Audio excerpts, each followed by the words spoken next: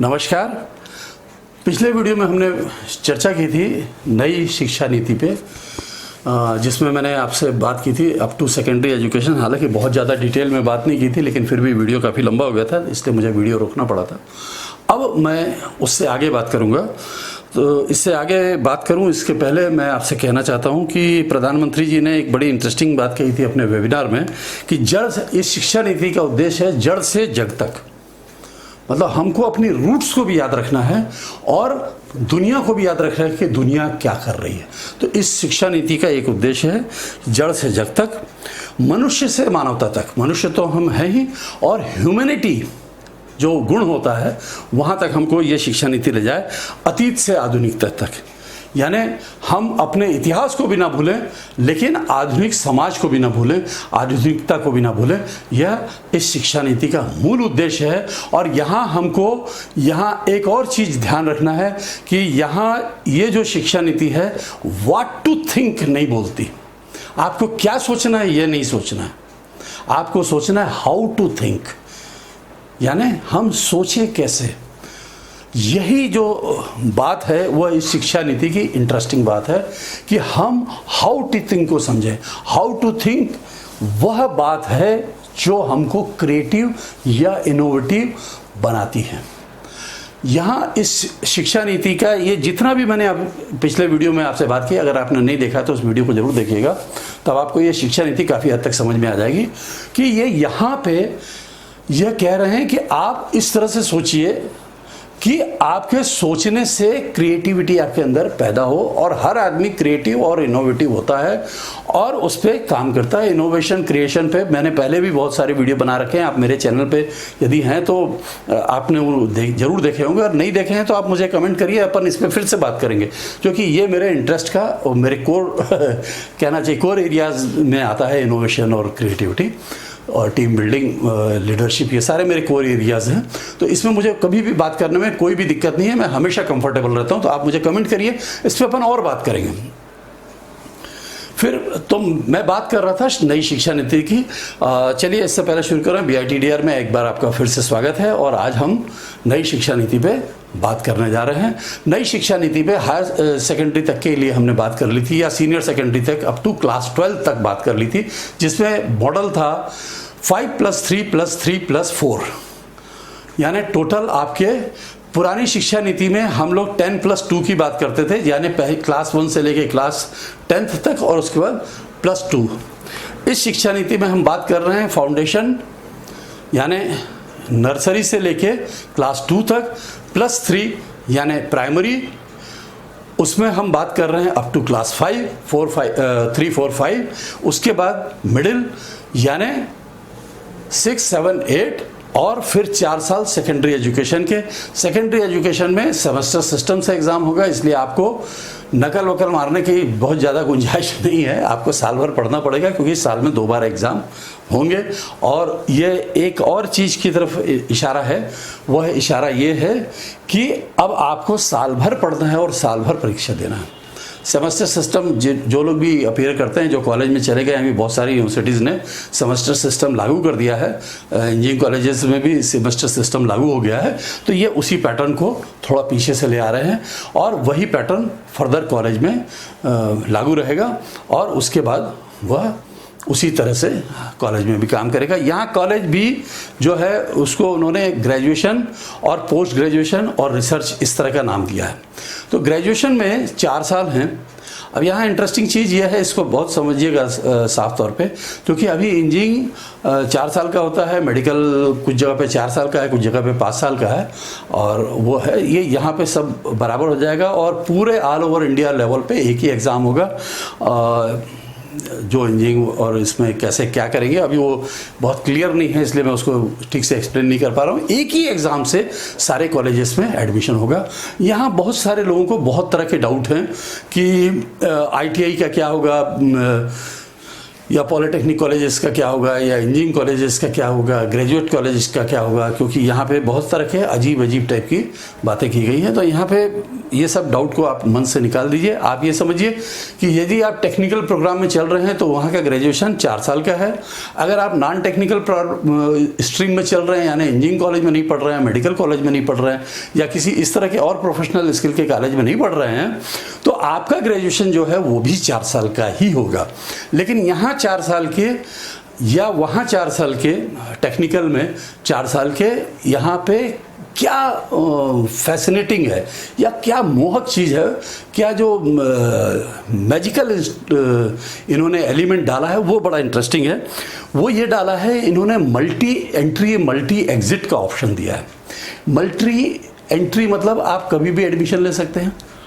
अब कभी भी एडमिशन का मतलब ये नहीं है कि आप दिसंबर में चले गए, भैया मेरे को एडमिशन दे दो और दे दें। भैया जो इस तरह के प्रोफेशनल कॉलेज हैं उनके एडमिशन तो अपने टाइम से ही होंगे, लेकिन आप किसी भी साल में कभी भी एडमिशन ले सकते हैं। ये बात इसलिए महत्वपूर्ण है, मैं जब जीवन का मेरा शुरुआत हो तो मेरे कुछ दोस्त थे जो इंजीनियरिंग कॉलेज में उन्होंने एडमिशन लिया, और उसमें से एक दोस्त के यहाँ बड़ी दुर्घटना हुई कि उनके पिताजी, जो वो बच्चा 2nd ईयर में था, तो उसके पिताजी गुजर गए। और उसके पिताजी पोस्ट ऑफिस में थे, पोस्टमैन थे, और उसके सामने बड़ी दुविधा हो गई, और बहुत ज़्यादा उस समय तनख्वाह नहीं होती थी। काफ़ी पुरानी बात बता रहा हूँ, 78-79 की, तो नहीं 81-82 की, 78-79 में तो हायर सेकेंडरी किए थे, तो 82-83 की बात बता रहा हूँ। तो वो मतलब लोग दहशत में आ गए कि क्या करें, कैसे करें। तो पता चला कि पोस्टमैन लोगों ने कुछ बात कर रखी है, यूनियन वगैरह की बात हुई है, और उसको कंपनसेशन ग्राउंड पे टेम्परेरी पोस्टमैन की नौकरी मिल जाएगी। तो सोचिए कि जो बच्चा इंजीनियरिंग में अपना करियर बनाना चाहता था, इंजीनियरिंग की पढ़ाई कर रहा था, वह इंजीनियरिंग कॉलेज छोड़ के टेम्परेरी नौकरी करने के लिए शहर आ गया, और वहाँ उसने टेम्परेरी नौकरी एज ए पोस्टमैन शुरू की, और बाद में उसको दूसरी जगह पे हायर सेकेंडरी के बेसिस पे नौकरी मिली। यानी उसका जो फर्स्ट ईयर इंजीनियरिंग किया हुआ वो बेकार हो गया, और 2nd ईयर का जो आधा साल था वो बेकार हो गया। यहाँ हम आधा साल तो नहीं बचा पाएंगे क्योंकि उस समय तो उसने परीक्षा नहीं दी थी, लेकिन जो परीक्षा दी थी उसने फर्स्ट ईयर की, वह सर्टिफिकेट उसके किसी काम नहीं आया। ये नई शिक्षा नीति आपको यह सुविधा देती है कि यदि आपने इस तरह के किसी जगह पे एडमिशन ले रखा है और 1 साल भी आपने पढ़ाई किया, तो जो आपको जो भी सर्टिफिकेट मिलेगा वह सर्टिफिकेट के बराबर होगा। यानी अगर टेक्निकल इसमें है तो ITI जैसा आप उसको समझ सकते हैं, और यदि नॉन टेक्निकल एरिया में है तो भी आपको एक सर्टिफिकेट मिलेगा। और यदि आपने 2 साल पढ़ाई कर ली, 2 इयर्स है ना, 2nd ईयर पास कर लिया, तो आपको एक डिप्लोमा मिलेगा। अब वो किस फेज में होगा, किस तरह का होगा, पॉलिटेक्निक का इक्विवेलेंट होगा या कोई नए तरीके का डिप्लोमा होगा, ये अभी बहुत क्लियर नहीं है, क्योंकि वो जब तक लागू नहीं हो जाएगी तब तक अपने को समझ में नहीं आएगा। लेकिन उन्होंने फ्रेमवर्क में इसको डिसाइड करके, डिफाइन करके रखा हुआ है कि उसको एक डिप्लोमा दिया जाएगा। और जब वो 3rd ईयर कर लेगा, स्पेशली मैं नॉन टेक्निकल स्ट्रीम की बात कर रहा हूँ, तो उसको ग्रेजुएट मान लिया जाएगा। यहाँ ध्यान देने की चीज़ है कि कोर्स अभी भी 4 साल का ही है, लेकिन 3 साल में ही उसको ग्रेजुएशन का ऑप्शन मिल जाएगा। तीसरे साल में ही वह ग्रेजुएट हो जाएगा। टेक्निकल स्ट्रीम यानी इंजीनियरिंग वगैरह शायद 4 साल में होंगे, उसका अभी थोड़ा सा क्लियर नहीं है, क्योंकि उन्होंने बहुत ज़्यादा इसको स्पष्ट करके नॉन टेक्निकल और टेक्निकल को स्पेसिफाई नहीं किया। ये ज़रूर इसमें स्पेसिफाई किया है कि अगर टेक्निकल वाला चाहे इंजीनियर, चाहे IIT में पढ़ रहा है, NIT में पढ़ रहा है, या किसी इंजीनियरिंग कॉलेज में पढ़ रहा है, और वह उसके साथ उसके साथ हिस्ट्री पढ़ना चाहता है, ज्योग्राफी पढ़ना चाहता है, तो वो भी अपने कैरिकुलम में ऐड करा सकता है। ये बात इसलिए महत्वपूर्ण हो जाती है कि ज़्यादातर IAS, IPS और UPSC और PSC के एग्ज़ाम देने वाले लोग जब वहाँ से इंजीनियरिंग की डिग्री लेके बाहर निकलते हैं, तो वह जब इस कंपटीशन को देते हैं तो वहाँ पे ज्योग्राफी, सोशल साइंस और हिस्ट्री जैसे सब्जेक्ट चुनते हैं। वो अपना टेक्निकल सब्जेक्ट चुन के उस एग्ज़ाम को अपीयर ही नहीं करते, यानी वहाँ टेक्निकल सब्जेक्ट उनके काम नहीं आ रहा, उनको आर्ट्स फील्ड के ही 2-3 सब्जेक्ट चुनने पड़ते हैं। तो यह शिक्षा नीति आपको यह छूट भी देती है कि यदि आपका कोई ऐसा ड्रीम है तो आप अभी से ग्रेजुएशन के समय से ही उसको अपने कैरिकुलम में ले आइए, ताकि आपको आगे की तैयारी, आपका फाउंडेशन तैयार हो जाए। तो ये शिक्षा नीति की सबसे अच्छी बात मुझे लगी। इसके बाद मैं बात कर रहा था कि जो नॉन टेक्निकल स्ट्रीम है वहाँ पे यदि बच्चा चल रहा है और 3 साल में ग्रेजुएट हो गया तो 4 साल के कोर्स का क्या मतलब।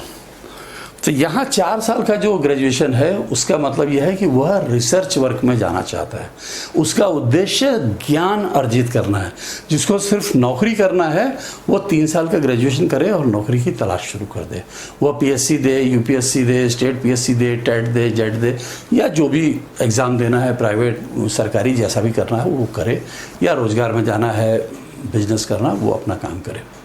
लेकिन जिसको ग्रेजुएशन से आगे बढ़ के ज्ञान अर्जित करना है और अनुसंधान करना है या रिसर्च करना है, उसके लिए ज़रूरी है कि वो अपनी पढ़ाई को जारी रखे। तो यहाँ पे वह 4थे साल में चला जाएगा और उसका वहाँ पे वो कोर्स करेगा, उसके बाद उसका पीजी का जो फॉर्मेट है उसमें जाएगा और उसके बाद वो सीधे जंप कर जाएगा पीएचडी में। यहाँ पे एमफिल का जो बीच में एक घुसा हुआ था वो यहाँ से एलिमिनेट कर दिया गया। तो इस तरह से पहले की तुलना में ये कंपैरेटिवली ज़्यादा प्रैक्टिकल और ज़्यादा यथार्थवादी इन्होंने स्ट्रक्चर बनाया है, ऐसा मुझे लगता है। हालांकि सब कुछ अच्छा ही है ऐसा कहना थोड़ा मुश्किल है, क्योंकि अभी भी बहुत सारे लोगों के मन में बहुत सारे सवाल हैं, मेरे भी मन में बहुत सारे सवाल हैं।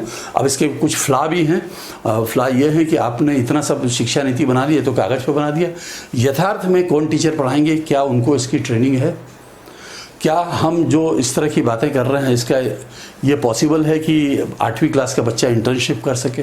अगर कर सकता है तो श्रम कानून जो कहता है कि 14 साल से नीचे के बच्चे को कानून के दायरे में, वो श्रम कानून के दायरे में आ जाएगा और उसके ऊपर उसका क्या होगा। ऐसी बहुत सारी बातें हैं। इसी तरह से ये कैसे पॉसिबल होगा कि कोई बच्चा